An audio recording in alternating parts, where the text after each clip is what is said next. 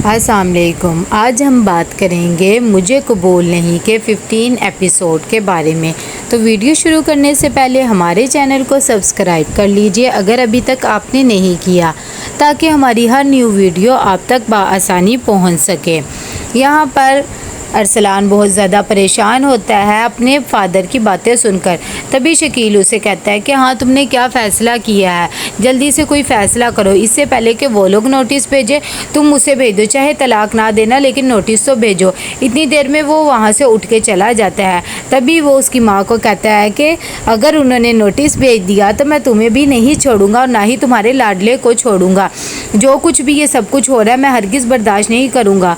तभी उसकी अम्मी अपनी बेटी को अंदर भेजती है और कहती है कि क्या हो गया, आप बेटी के सामने ही ऐसे बातें करने लग जाते हैं।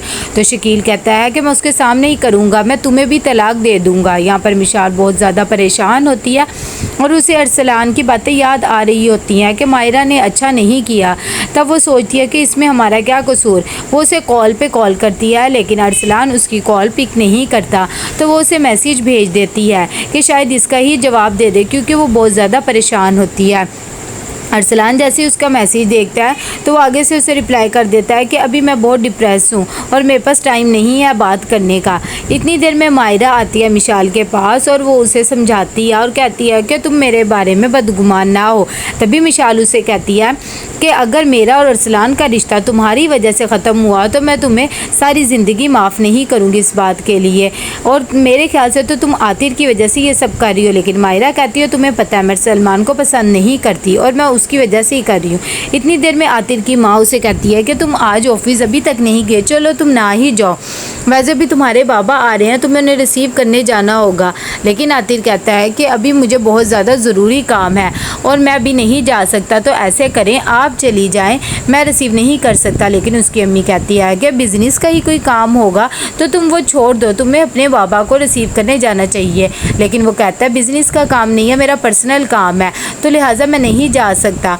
आप बाबा को रिसीव कर लेना और उन्हें बता देना, क्योंकि मैं अभी फ़िलहाल बहुत ज़्यादा ज़रूरी काम से जा रहा हूँ। इतनी देर में जब सलमान उठ के आता है तो शकील उसे कहता है कि हाँ, तुमने क्या सोचा, तुम्हारी बीवी ने तो हर हद पार करके रख दी और कैसे जवाब दे रही थी। तभी सलमान कहता है कि मैं भी सारी रात सो नहीं सका और आप देखना कैसे घुटनों के बल वो आएगी, हमसे माफ़ियाँ मांगेगी और मैं उसका वो हशर करूँगा कि याद रखेगी, और इन माँ बेटी को मैं जीने नहीं दूँगा। जब वो ये बातें शकील सुनता है तो कहता है कि मुझे तुमसे यही उम्मीद थी कि तुम यही सब करोगे। तो सलमान कहता है कि आप फ़िक्र ही ना करें। यहाँ पर नजीफ़ जो है नुदरत को कॉल करता है और उससे पूछता है कि क्या बना, आप आज भी नहीं आई। तब वो बताती है कि क्या करूँ, मैं अपनी बेटियों की वजह से बहुत ज़्यादा परेशान हूँ, मुझे कुछ भी समझ नहीं आ रहा था, ऐसा करें आप मेरी क्लासेस ले लेना। तब वो उसे कहता है कि आप क्लासेस की फ़िक्र ना करें, मैं वो सब अटेंड कर लूँगा, लेकिन अगर आपकी बेटी खुश नहीं है तो आपको ये नहीं करना चाहिए। तो वो कहती है कि मैं क्या करूँ, मेरी एक बेटी नहीं बल्कि दोनों बेटियाँ एक ही घर में गई हैं, मेरे तो कुछ समझ में नहीं आ रहा। लेकिन फिर भी वो उसे समझाता है।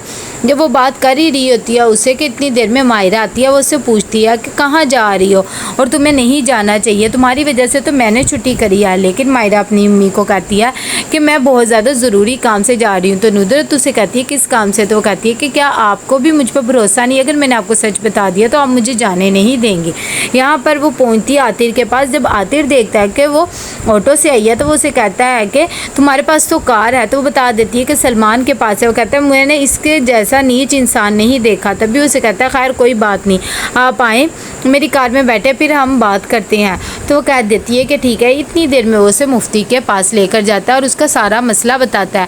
तभी मुफ्ती कहता है कि बेहतर तो यही है कि आप अपने हस्बैंड से सुलह रखें। लेकिन वो उसे कहती है कि वो मुझे टॉर्चर करता है, मारता पीटता है, यहाँ तक कि जान से लेने की धमकी भी दी है, तो क्या फिर भी मेरा ये फ़ैसला गलत है। आतिर भी कहता है कि हाँ, वो इसके साथ ऐसा करता है। तब मुफ्ती साहब कहते हैं कि आप वैसे भी तो गैर मर्द के साथ आई हैं और हमारा अल्लाह को तलाक बिल्कुल भी पसंद नहीं है, तो बेहतर यही होगा कि आप अपने माँ बाप के फ़ैसले पे देखें, इंशाल्लाह सब बेहतर होगा। यहाँ पर जब वो मुफ्ती की बात सुनकर वापस आ रहे होते हैं तभी आतिफ उसे कहता है कि अब आपको काफ़ी समझ आ गई होगी, दरअसल मैं आपके साथ बात करना चाहता हूँ, तो हम कभी बैठ सकते हैं। इतनी देर में सिग्नल पे गाड़ी रुकती है तो सलमान की नज़र भी उन पर पड़ जाती है और वो उन्हें फॉलो करता है। जिस रेस्टोरेंट वो जाते हैं बातें कर रहे होते हैं, तभी वो कहती है कि मुझे समझ तो आ गई है, लेकिन मैं क्या करूं, मेरे कुछ समझ में नहीं आ रहा। तो आतिर उसे कहता है आपने बिल्कुल भी फ़िक्र नहीं करनी, मैं हमेशा आपके साथ हूं और आप ये हरगिज़ ना सोचना कि मैं ये सिर्फ अपने लिए, मैं एक दोस्त की हैसियत से सब कुछ कर रहा हूँ। ये सब बातें सलमान भी खड़ा सुन रहा होता है कि वो क्या क्या बातें कर रहे हैं, लेकिन वो शो नहीं करवाता कि मैं यहाँ आया हूँ।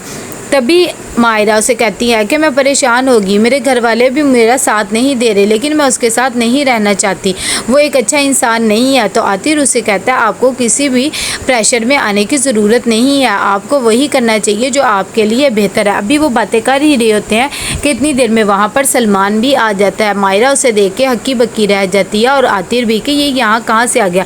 वो फ़ौरन आके आतिर का गिरेबान पकड़ लेता है और उसे कहता है कि तुमने मेरी बीवी के साथ बातें करने की और उससे मिलने की हिम्मत कैसे कर, मैं तुम्हें छोड़ूंगा नहीं। ऐसी लड़ाई में वो मायरा को धक्का दे देता है। आतिर को ये बर्दाश्त नहीं होता, वो कहता है कि तुम्हारी हिम्मत कैसे हुई, तुमने इस पे हाथ उठाया। वो भी सलमान को थप्पड़ लगा देता है। जैसे ही वो सलमान को मारता है, सलमान बेहोश होकर गिर जाता है।